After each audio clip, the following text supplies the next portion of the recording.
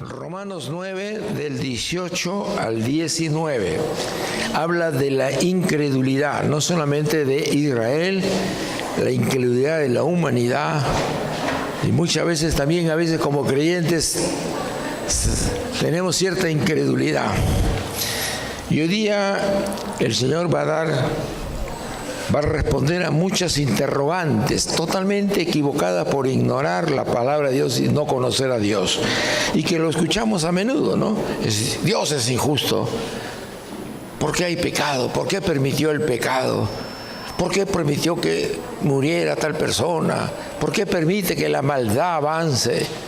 Y criticamos, y criticar es blasfemar de Dios. Es hablar, blasfemia es hablar mal de Dios.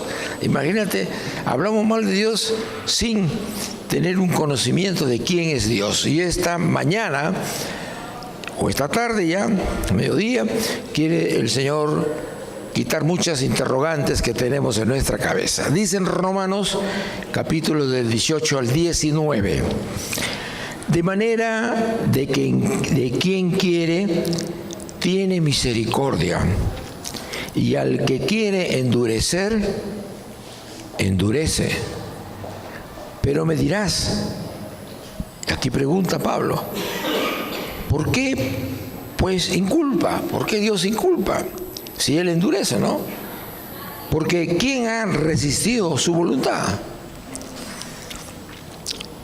Oremos. Señor, en esta mañana, al escuchar tu palabra, ayúdanos a entender, Padre, este mensaje que es tan profundo para saber quiénes somos nosotros, para qué nos ha salvado y podamos responder a aquellos que verdaderamente hablan por hablar, responderle con la palabra de Dios. Dios quiera que ellos puedan entender a través de lo que podamos compartir con ellos. Ayúdanos entonces a entender tu mensaje, abre nuestra mente, nuestro corazón, nuestro entendimiento. Gracias, Señor. Aquí estamos, Señor, en tu presencia, en el nombre de Jesús. Amén y amén. Entonces ya tenemos Romanos 9, del 18 al 19. Comenzamos entonces. Dios en su soberanía quiere endurecer a quien quiere. Él endurece, o sea, Él endurece a quien quiere, para que no comprendan y entiendan. ¿Cómo entonces pueden, preguntamos, los seres humanos ser responsables por las decisiones, por sus decisiones, cuando a veces puede ser un endurecimiento de parte de Dios? ¿Dios es injusto? ¿Por qué no va a juzgar antes de que ya nos ha predestinado, antes de que naciéramos? Y entonces, antes que nosotros pudiéramos decidir por nosotros mismos, ¿cómo Dios nos lleva a la condenación y otros van a ser salvos? ¿Hay injusticia en Dios? Mira qué profunda reflexión que nos lleva esta tarde Pablo a entender. El razonamiento humano normal es anular e impugnar la justicia de Dios. No, ¿por qué? Si yo entiendo que así, ¿por qué va a ser así?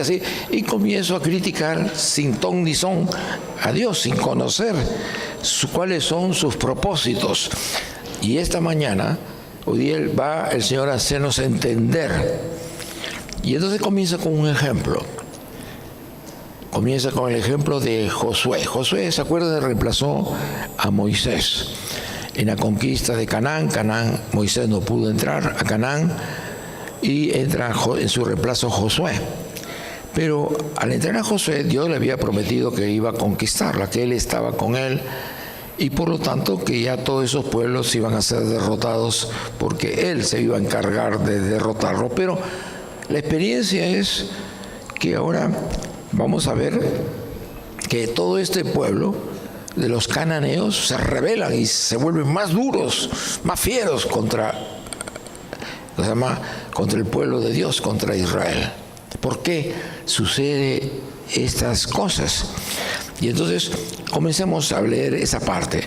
Josué 11, Antiguo Testamento, es el 6º libro de la ley, versículos 18 al 20. Dice: por mucho tiempo tuvo guerra Josué con los reyes. Sé que no, la tarea de conquistar Canaán no fue fácil. No hubo ciudad que hiciese paz con los hijos de Israel. Todos, Canaán se rebeló uno tras otro para que Israel no pudiera tomar posesión de Canaán. Salvo los heveos que moraban en Gabaón. Acuérdense de ese hecho, lo que han leído en la Biblia, que los gabaonitas engañaron al pueblo de Dios, que no pertenecían ahí, que ellos también estaban de paso, y engañaron, por eso que ellos no se opusieron. Pero todo lo tomaron en guerra. ¡Wow! ¡Qué lucha feroz! Todo. ¿Cómo Dios no iba a facilitar todo? Porque esto vino de Jehová, que endurecía el corazón de ellos. O sea, Dios estaba, como le iban a entregar la tierra, y Dios estaba endureciendo el corazón de los cananeos. No entiendo, podemos decir, para que resistiesen con guerra a Israel, para destruirlos, y que no le fuese hecha misericordia, sino que fuesen desarraigados como Jehová lo había mandado a Moisés. Ustedes saben que nuestro Canaán somos nosotros mismos, es nuestra alma que tenemos que conquistar. Canaán está lleno de cananeos, nuestra alma llena de cananeos, el odio, el rencor, la avaricia, la codicia, todo, ahí todas esas cosas que están en el fondo, y tenemos que conquistarlas y tenemos que destruirlo, no podemos dejar nada. Así representaban los cananeos. La guerra no va a ser fácil en ti, y lo que tuvieron ellos, vemos que no les fue fácil. El odio, el rencor no va a querer desarraigarse y dejar paso al Espíritu Santo. Va a haber una lucha, y es una lucha que te va a fortalecer, porque si todo fuera fácil, entonces ¿para qué forzarse? Todo lo da Dios, color de rosas, y entonces entramos al reino de los cielos, ahí. Pero en las luchas es cuando nos fortalecemos. Solamente los valientes arrebatarán el reino de los cielos, los que han sido probados y a través de las pruebas han madurado espiritualmente. Quiero llevar la enseñanza simultáneamente de lo que estamos relatando con nosotros. Entonces, el endurecimiento de los enemigos es un capricho de Dios, podríamos pensar. ¿Cómo se le permite que va a tomar la tierra cananea y pone a ellos para que no dejen avanzar? ¿Es un capricho? Entonces, en la mente mundanas y carnales, ¿no?, solo aceptan sus ideas preconcebidas, ideas que tenemos antes de conocer a Dios. Entonces pensamos a nuestra manera y juzgamos a Dios. Se murió nuestro papá, nuestra mamá, hubo una injusticia, Dios no existe, Dios es justo. Comenzamos a hablar mal de Dios. ¿Por qué Dios permite el pecado? ¿Por qué Dios permite la enfermedad? ¿Por qué Dios permitió ese accidente?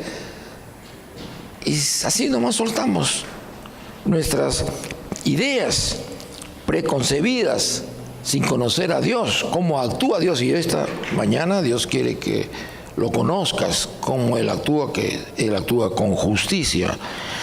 Bien, entonces no podemos nosotros llegar a una conclusión con una mente finita para entender una mente infinita. No estamos en el tiempo, Dios está en eternidad. ¿Cómo vamos a poder entender si tenemos pensamientos sesgados que se nos han formado de la niñez a través de nuestras relaciones en el hogar, en el colegio, en la calle, y contaminados por el pecado? ¿Cómo vamos a comprender a Dios? Todo eso es lo que está hoy día presentando Pablo, cuestionando y explicando la razón de todo ello. Entonces, Israel, el caso del faraón, acuérdense ustedes del caso del faraón. Dios endureció el corazón del faraón para no dejar salir a Moisés. ¿Por qué?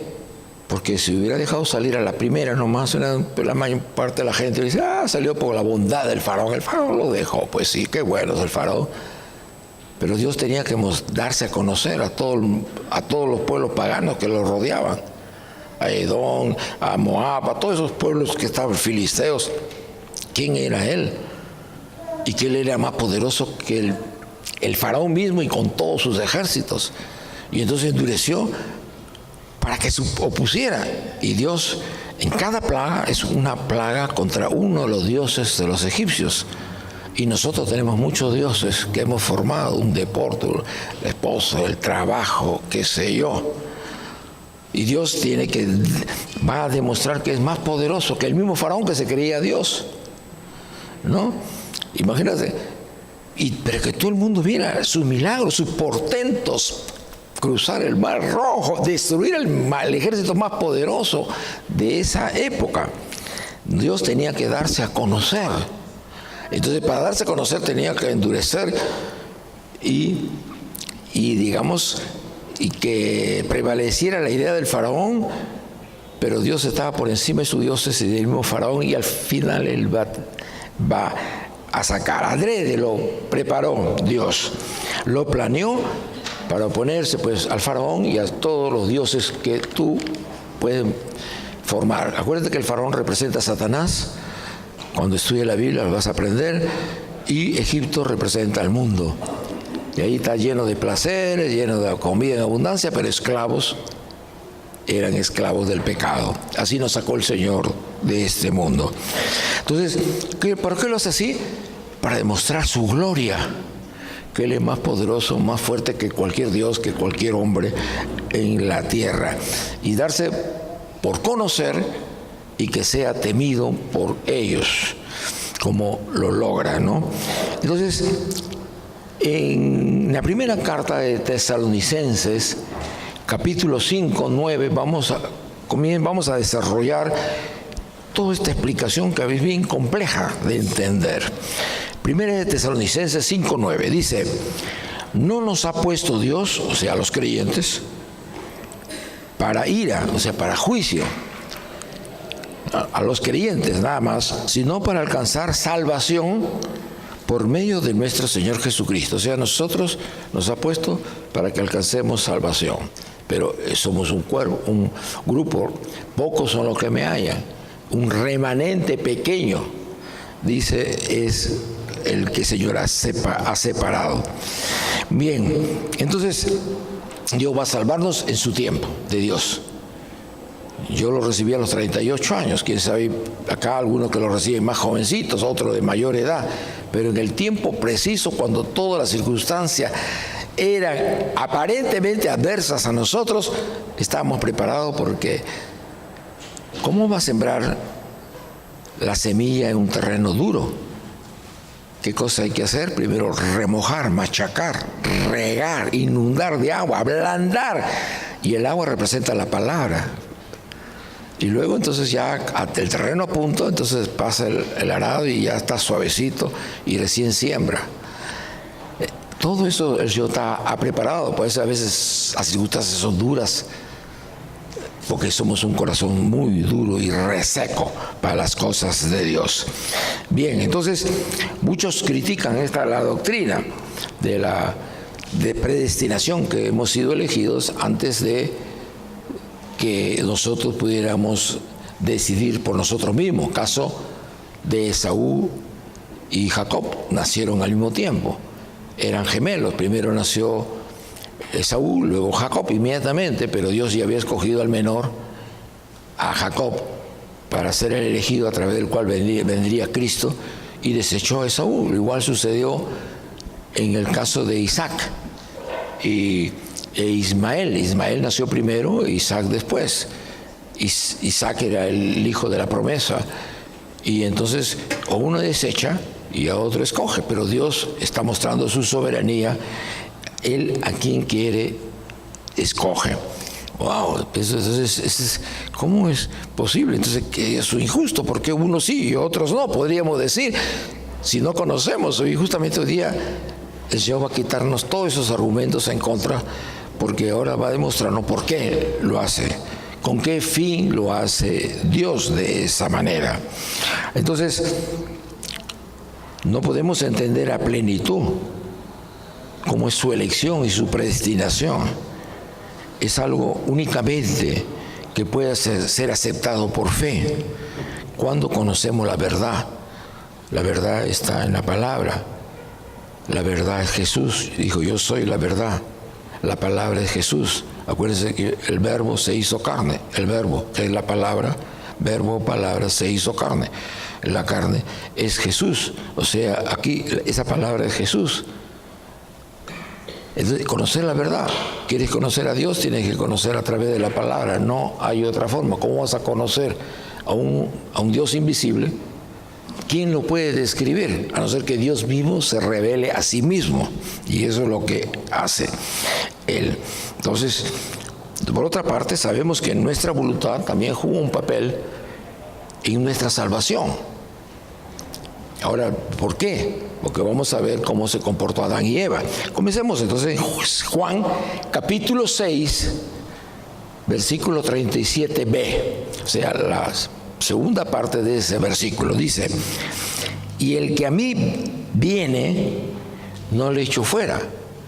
Si uno tiene que decir ir, al que a mí viene, Dios está. Si tú lo buscas, al que lo busca, Dios dice que lo va a encontrar. Al que a mí viene, no le echo fuera. O sea, ya tú decides y determinas seguir al Señor. Hay otros que no les interesa y creen que a su manera van a llegar a Dios. Entonces, el acceso es gratuito para llegar a la presencia de Dios, pero siempre es por medio de la obra de Cristo Jesús. No hay otra forma.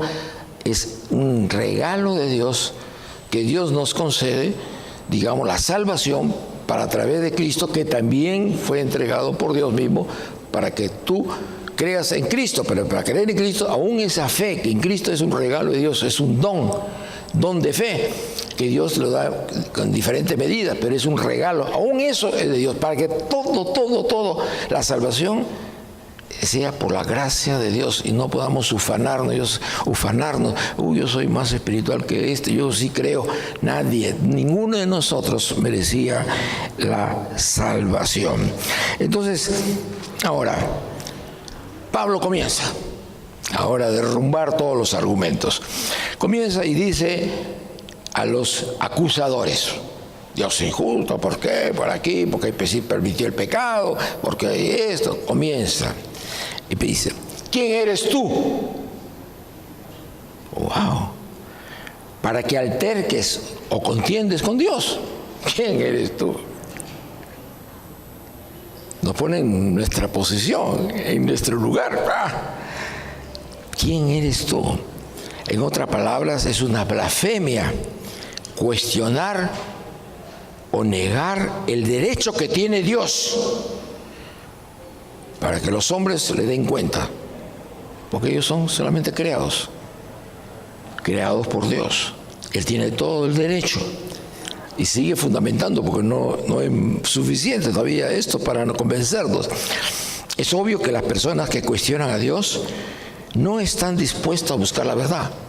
Hay personas que se entercan y tú le puedes, tienes la verdad, ahí tenemos la verdad, le queremos explicar, pero no, ellos se entercan, ponen sus prejuicios, intentan excusarse, etcétera, por su propia incredulidad, por su pecaminosidad. El pecado enturbia la mente, no podemos discernir, por su ignorancia de la palabra. Muchas personas discuten y no conocen la palabra. Y solamente podemos conocer a Dios a través de la palabra. Y Dios nos va a juzgar de acuerdo a la palabra. Este pueblo me alaba de boca, pero su corazón, su voluntad no quiere sujetarse a mí. Yo me quiero revelar a ellos a través de la palabra, pero mi palabra está cerrada. La tienen en su casa y me dice: cállate. Yo quiero decirles: están equivocados. Mira, no me dejan hablar. Miren la actitud de tener la Biblia cerrada. Dios, esta es su palabra, quiere hablarte. Pero como tú no consideras que es su palabra, ahí lo tienes callado y cállate. Yo voy a seguir viviendo a mi manera. Miren qué soberbia a veces hay en nuestro corazón. Entonces, porque discuten, pero no conocen a Dios. ¿Cómo voy a poner a discutirme con Dios si no lo conozco? Quiero ilustrarles cómo es el pensamiento del mundo. Voy a presentar a Jean-Paul Sartre, filósofo francés, muy ilustre, muchas universidades tienen su nombre. Es activista político. ¿Cuántos activistas conocemos políticos? Cree que a su manera yo creo que tiene la verdad, ¿no? Exponente del existencialismo, o sea, de la esencia, cómo existió Dios, cómo existió el hombre, cómo se desarrolló, y del marxismo humanista, que hay que repartir a todos por igual, ¿no? Mira, sus ideas aún prevalecen hasta ahora. Y es una fuerte base para el estudio de la sociología. ¿Por qué una sociedad está así y la otra no? O sea, se supone que él conoce por qué así está. Y del pensamiento crítico, siempre está criticando, mirándonos, etc. Pero vamos a ver algunas de sus fúnebres ideas de este ilustre, aparentemente para los hombres, muy elogiado. ¿Qué dice? Todo ha sido descubierto excepto cómo vivir. O sea que cómo vivir es una incógnita para él. Pero si acá está, escrito está, cómo vivir. Cómo vivir la relación entre esposo y esposa, entre padres a hijos, cómo vivir con la sociedad, quién tiene la autoridad, tenemos que sujetarnos. Acá está cómo vivir. Lo que pasa es que él no conocía, entonces no conoce cómo vivir. Despreció la palabra, no tiene idea. Mira lo que está diciendo. Y luego continúa diciendo, es mejor morir de pie. Estoy luchando mis ideas, luchando. Orgulloso. Que antes de vivir de rodillas. Él no estaba dispuesto a reconocer que estaba equivocado. No estaba dispuesto a ponerse de rodillas ante Dios. Miren, y sigue sus ideas. La vida es una náusea. ¡Wow! Esa es la conclusión que llega yo por Sartre. Claro que es una náusea. La vida es una porquería si no tenemos a Dios. Si no tenemos a Dios, no conocemos a Dios. La vida es pura aflicción, puro problema, pura injusticia. Vamos avanzando y se van muriendo, y papá se va muriendo, y un accidente, una enfermedad y problemas en el trabajo. La vida, en realidad, si no se conoce a Dios, si no hay esperanza, no hay un futuro, esta vida es una porquería. Para el que no conoce a Dios, no hay esperanza, pero no hay futuro. Claro, en eso sí tenía razón. Pero él lo decía por falta de conocimiento. Dios dice y afirma que en esta vida vamos a tener aflicciones. Lo dice en Juan 16, 33b. Dice, en el mundo tendréis aflicción. Porque la aflicción nos va fortaleciendo, los problemas nos van haciendo madurar. ¿Cómo vas a entrar así a la presencia de Dios? Tiene que ser una persona madura, que tenga un concepto claro de quién es Dios, en quién cree. ¿No? Pero él no entendía, pues no había leído. Y luego, fíjate cómo termina. Me sentía en una soledad espantosa. Solo que he pensado en el suicidio. Mira, lo que me detuvo fue que la idea de que nadie, absolutamente nadie, sentiría mi muerte.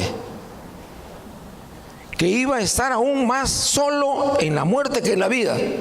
Aquí o allá, solo. Lógico, nunca conoció a Dios, nunca tuvo una relación personal. Estaba solo, con sus propias ideas equivocadas. El hombre tiene un entendimiento entonces limitado. Y entonces tenemos que aceptar por fe las verdades que Dios ha revelado en su palabra.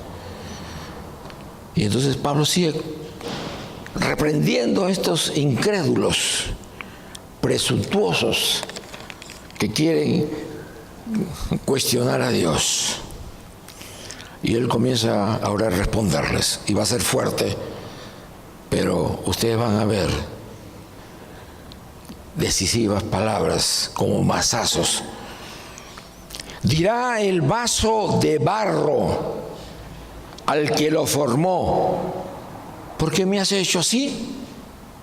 Un vaso de barro va a preguntarle: ¿por qué me has hecho así? Al alfarero. ¿O no tiene potestad el alfarero? Dice, sobre el barro, para hacer de la misma masa un vaso de honra y un vaso de deshonra, hacer diferentes clases de vasos. O el barro tiene autoridad, o el alfarero, ¿quién tiene autoridad?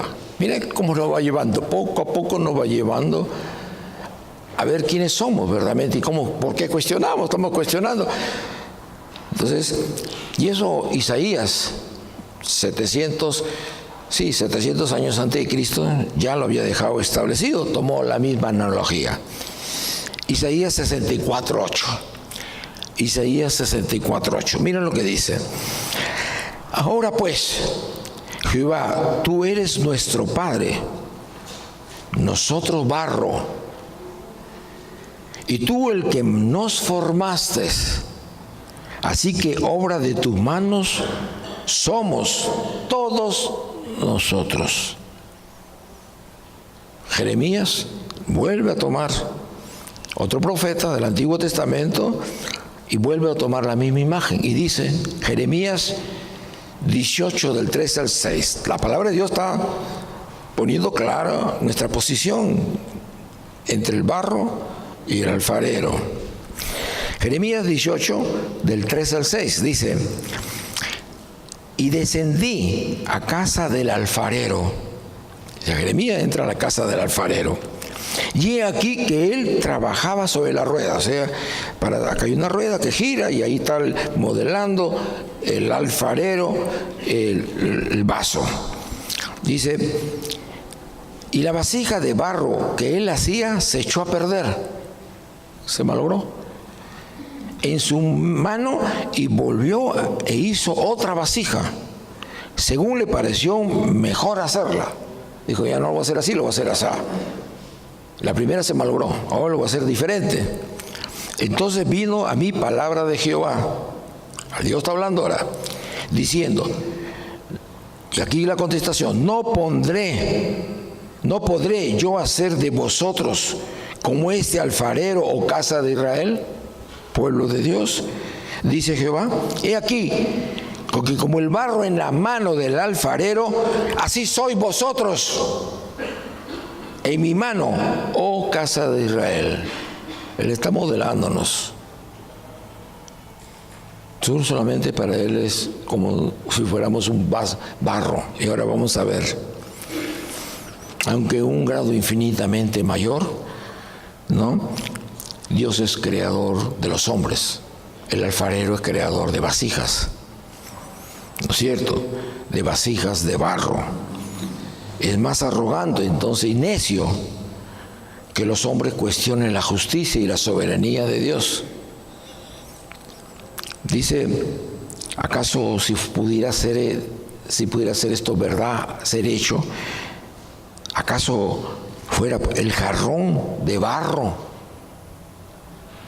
cuestionará los motivos y los propósitos del artesano que lo hizo? ¿Acaso ese jarrón, esa vasija de barro, está cuestionando? No me hagas así, ¿ha habido otra forma? ¿Quién es el creador? Miren lo que sigue. Para entender plenamente a Dios, sería necesario que nosotros fuésemos iguales a Dios, iguales, que nos hizo. Pero ojo, Él hizo el universo, todo lo que se ve y lo que no se ve. Más absurdo entonces es la idea de que un vaso de barro sea igual al alfarero. ¿Un vaso de barro puede cuestionar al alfarero? Nosotros que somos criaturas vamos a cuestionar al creador. que la moldeó el vaso de barro va a cuestionar al alfarero que lo está moldeando? Está desarmándonos todos los argumentos. Pablo, independientemente de la soberanía de Dios, no significa que Él haya elegido a los hombres que se vuelvan pecadores. Dios, escuche, Dios no hizo que nosotros nos volviéramos pecadores, porque muchos pocos dicen el pecado, ¿por qué permitió el pecado? Dios no hizo que los hombres fueran pecadores, fueron los hombres que se alejaron de Dios, le dieron la espalda a Dios. Adán y Eva se le dieron la espalda a Dios. Entonces nacimos con esa naturaleza, una naturaleza pecadora, desobediente, que quiere vivir independientemente de Dios, sin sujetarse a Dios. Esa es nuestra naturaleza. Entonces yo pregunto, y en Jeremías 33:3 dice, ¿acaso el leopardo puede quitarse las manchas por sí solo? ¿Acaso el etíope, que es negrito, puede cambiar de piel? ¿Acaso ustedes, que están habituados a hacer el mal, su naturaleza es así, van a poder cambiar? Y en otras preguntas, no. El hombre no puede cambiar su naturaleza. Tenemos, las que nacemos, una naturaleza pecadora. Desde que nacemos, y esta es la tercera o cuarta vez que los explico, pero quiero hacerlo en forma práctica. Tienes un niñito de 2 años, toda la atención de los padres es para él, nace su hermanita, ahora la atención de los padres es para la hermanita. El niñito se da cuenta que ya le robó el cariño en parte de sus padres, ahora la atención es para la hermanita. ¿Qué siente el hermanito? Celos. ¿De dónde nació los celos? Si no sabe ni leer, ni escribir, ni ve televisión. Eso ya nació así. Están todos los juguetes. La hermanita se quiere agarrar los juguetes del hermanito, no lo va a dejar. Egoísmo. ¿De dónde nació? Ya de que nacemos mal, etcétera. Ya nacemos mal. Entonces quiero que entiendan, pero Dios es santo y justo. Él no es responsable de la pecaminosidad de sus criaturas. Vamos desarrollando y va desarmando Pablo cualquier idea contraria. Veamos la epístola de Santiago. Santiago 1:13.